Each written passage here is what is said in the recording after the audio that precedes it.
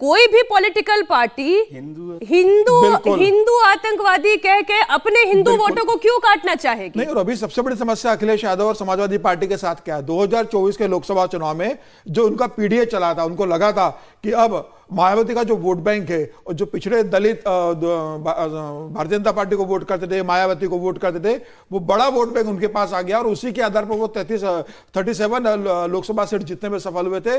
Bharatiya Janata party को 33 सीटों पर रोक दिया था, लेकिन जो अभी उपचुनाव के जो परिणाम आए 10 सीटों का, उसमें से 8 सीटें भारतीय जनता पार्टी जीत गई और कुंदर की जैसी सीट भी वो जीत गई है। तो ये पूरे समाजवादी पार्टी के अंदर एक डर और फ्रस्ट्रेशन आ गया है कि भाई जिस पीडीए के नारे के दम पर हमने एक इतनी सफलता हासिल की थी, वह पीडीए हमारे हाथ से निकल रहा है और दलित वोट बैंक अब वापस भारतीय जनता पार्टी के पास, जैसे महाराष्ट्र के अंदर चला गया, जो कांग्रेस के साथ था वो महाराष्ट्र में चला गया है। अब उन्हें लग रहा है कि अगर दलितों को लग रहा है कि हमसे गलती हो गई है और वापस चला जाएगा, तो हमारी जो राजनीति दलितों को लेकर हमने शुरू की थी, जो अखिलेश यादव ने पीडीए का जिक्र किया था, उसका असर कैसा होगा। तो मुझे लग रहा है वो बोलते समय एक अतिरेकी में ज्यादा उत्साह में इस तरह का बयान दिया गया। अब उन्हें लग रहा है कि हिंदू का बोल दिया, अखिलेश यादव की डांट पड़ी होगी, बिल्कुल अखिलेश यादव की डांट पड़ी होगी। तो अब वो ये कह रहे हैं कि मेरा बयान को तोड़ मरोड़ के पेश कर दिया गया है, मेरे बयान को एडिट किया गया है। देखिए उस बात को जानते हैं कि यादव भी तो आखिर में हिंदू ही होते हैं ना।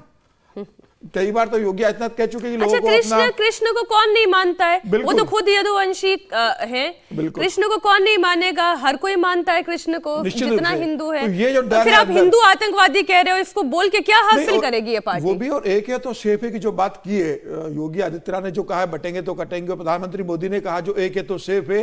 तो अखिलेश यादव को यह डर है कि कहीं ऐसा ना हो कि मेरी स्थिति भी कांग्रेस जैसी हो जाए कि मेरे पास से मुस्लिम वोट बैंक रहे, बाकी मेरा यादव वोट बैंक भी बड़ा वोट बैंक चला गया, तो मैं राजनीति कैसे कर पाऊंगा। यह डर अखिलेश यादव का, और मुझे लग रहा है यही समाजवादी पार्टी का डर बता रहा है उपचुनाव के बाद कि 2027 में जब अभी विधानसभा चुनाव होंगे उत्तर प्रदेश के, तो राजनीति किस ग्राउंड पर करेंगे।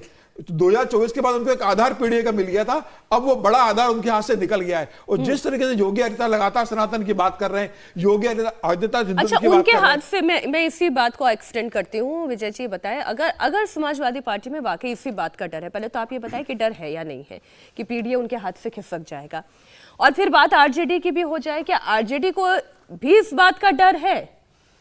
देखिए पीडीए को जो डर था उसका तो अभी जो उपचुनाव हुए उसमें थोड़ा सा अपने नतीजे, तो बहुत बड़ा झटका था। कुंदर की पूरी जो 9 सीटें थी उसमें से 7 सीटें 6 सीटें भारतीय जनता पार्टी ने ले ली, उससे भी एक बड़ा झटका उनको लगा है ना। अभी जो लोकसभा के चुनाव हुए थे तो उनको लगा था कि पूरा पीडीए जो भी जिसको भी वो शामिल करना चाहते, क्योंकि पीडीए में मैं बहुत कंफ्यूज रहता हूँ, हरजी जैसे जो लोग बता सकते हैं, वो एक कभी अगड़ों के लिए होता है, कभी अल्पसंख्यकों के लिए होता है, कभी किसी और के लिए होता है, इसलिए मुझे वो सुविधा अनुसार है, जैसे नमक स्वाद अनुसार नमक स्वाद अनुसार जैसा है, तो वो चिंता उनको बनी हुई है। और अब इसी चक्कर में गड़बड़ा जाता है क्या, वो सोचते हैं अच्छा हमारा वाला, फिर कहते हैं अखिलेश जी बदल देते तो वो लौट जाते हैं मतदान स्थल तक नहीं जाते। अब वो उनको चिंता ये है, और ये समझ में भी आ गया। देखिए आप मीनाक्षी जी यदि पिछले 20 साल की पॉलिटिक्स देखेंगी ना, तो उसमें नरेंद्र मोदी जी के आने के बाद एक पॉलिटिकल पैराडाइम बदला है। सारा झंझट झगड़ा जो है ना वो है, आप बेसिक बात समझिए। 10 साल पहले 2014 से पहले 2010 से पहले एक पॉलिटिक्स चलती थी हमारे यहाँ, माइनॉरिटी जो पोलराइज करने की, तुष्टीकरण की, कि माइनॉरिटी के वोट को संभाल लो, बाकी 25% वोट, 20% वोट अपीजमेंट की, माइनॉरिटी अपीजमेंट की, बाकी 20-25% वोट हमारा और आ जाएगा तो खेल हो जाएगा। नरेंद्र मोदी ने इस माइनॉरिटी अपीजमेंट के पॉलिटिकल पैराडाइम को बदल दिया है। ठीक बात, पॉलिटिकल पैराडाइम बदल गया है। उसका उदाहरण मैं बताता हूं कि 2014-2019 के जो जिन सीटों को हम लोग, जो बड़े विद्वान लोग हैं, हर्ष जी जैसे लोग, वो माइनॉरिटी डोमिनेंट सीट मानते थे, 75 लोकसभा सीटें 75 लोकसभा सीटों को हम आइडेंटिफाई करते थे। और ऐसे राज्यों में अलग अलग विधानसभा की भी सीटें हैं, 25, 30, 40, उत्तर प्रदेश में भी हैं। उन 75 सीटों में से 40 सीटें भारतीय जनता पार्टी ने जीती है, जिसे हम माइनॉरिटी डोमिनेंट सीट मानते। तो इससे बड़ा संकट खड़ा हुआ है कि अब तो, अभी तक तो ये 75 सीटें तो हमारे पास थी जिनको हम माइनॉरिटी अपीजमेंट के नाम पर, केवल यूपी की बात है, यही मसला क्या बिहार में भी है? बिहार में भी वही हो रहा है ना, क्योंकि अब ये समझ में आने लगा कि केवल माइनॉरिटी के या अपनी कास्ट के वोट से पूरे वोट बैंक की पॉलिटिक्स आप नहीं चला सकते। आरजेडी का क्या हाल हुआ है आपने देखा ही है। तो इसलिए वो भी समझ रहे हैं, और इसलिए जो यादव साहब, अभी सुरेश यादव साहब है, उनको तुरंत याद आया होगा, या जैसे समीर जी बता रहे कि अखिलेश जी ने उनको फोन किया होगा कि ये हिंदू आतंकवाद नहीं हो, तो अब वो हिंदू को भी नाराज नहीं करना चाहते, अपने वोट बैंक को तो रखना चाहते हैं। और उसमें एक और बड़ा बदलाव किया गया है, आप देख रहे हो, जो ये लोग माइनॉरिटी अपीजमेंट की जो पॉलिटिक्स कर रहे थे, अब वो थोड़ा सिमर करके शांति से इस अपीजमेंट पर काम कर रहे हैं। उसको वो बहुत जोर से नहीं कर रहे, क्योंकि वो समझते हैं कि यदि माइनॉरिटी अपीजमेंट का या माइनॉरिटी वोट पर ज़्यादा काम किया गया तो हिंदू पोलराइज ना हो जाए, और हिंदू अगर पोलराइज हो रहा है तो फिर वो उनके सारे वोट बैंक का किया कराया जो है सपा का वही हश्र होगा जो महाराष्ट्र में मैं उद्धव आपने ठाकरे क्योंकि को 20 साल होगा। पुरानी वाली पॉलिटिक्स की बात की, तो हर्षवर्धन जी अब चाहे वो यूपी हो चाहे बिहार हो, मैं इन दो स्टेट की इसलिए बात कर रही हूँ कि यहाँ से ज्यादा सीटें आती हैं, ज्यादा प्रतिनिधित्व है और पॉलिटिकल डिस्कोर्स जो है यहाँ से खड़ा किया जाता है। तो अब ना मंडल चलना है ना कमंडल चलना है, क्योंकि एक है सेफ है वाले बयान में तो आप all together irrespective of caste, creed, class, gender, सबको आप जोड़ रहे हैं।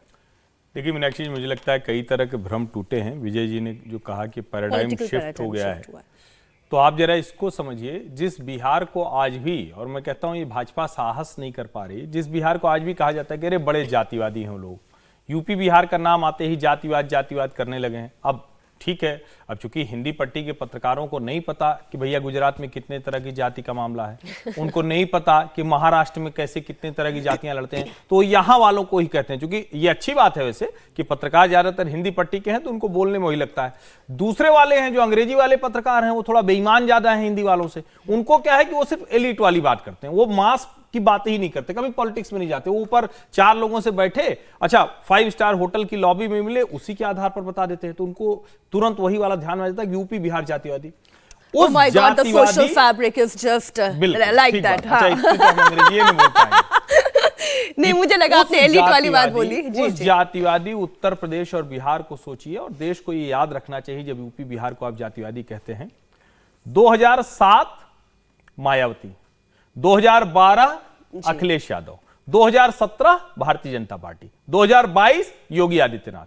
ये सब प्रचंड बहुमत उसी उत्तर प्रदेश ने दिया जिसको आप कहते हैं कि वो घोर जातिवादी है। तो भैया किसके लिए जातिवाद कर रहा था? मायावती के लिए कर रहा था, अखिलेश यादव के लिए कर रहा था, भाजपा के लिए कर रहा था, या योगी आदित्यनाथ के लिए कर रहा था? अब चलिए बिहार की बात कर लीजिए। 2005 से लगातार आप सब करके उसी गठजोड़ को जिताते हैं जिसमें नीतीश कुमार रहते हैं। तो नीतीश कुमार तो कुर्मी 2.5% आबादी, किसके लिए राजनीति कर रहा है? 40 में से 39 सीट एनडीए को मिल जाती है लोकसभा में।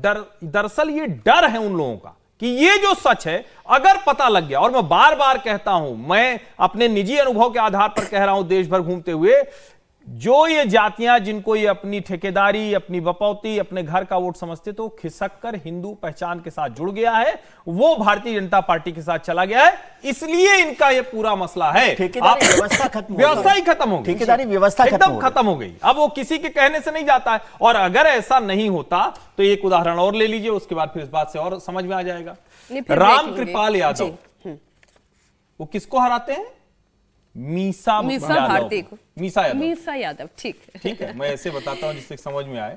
तो इससे बड़ा उदाहरण नहीं हो सकता कि लालू जी की बिटिया हार जाती है लालू जी के एक सिपह सलार से, क्योंकि वो भाजपा में चला गया। यादव वोट नहीं करते।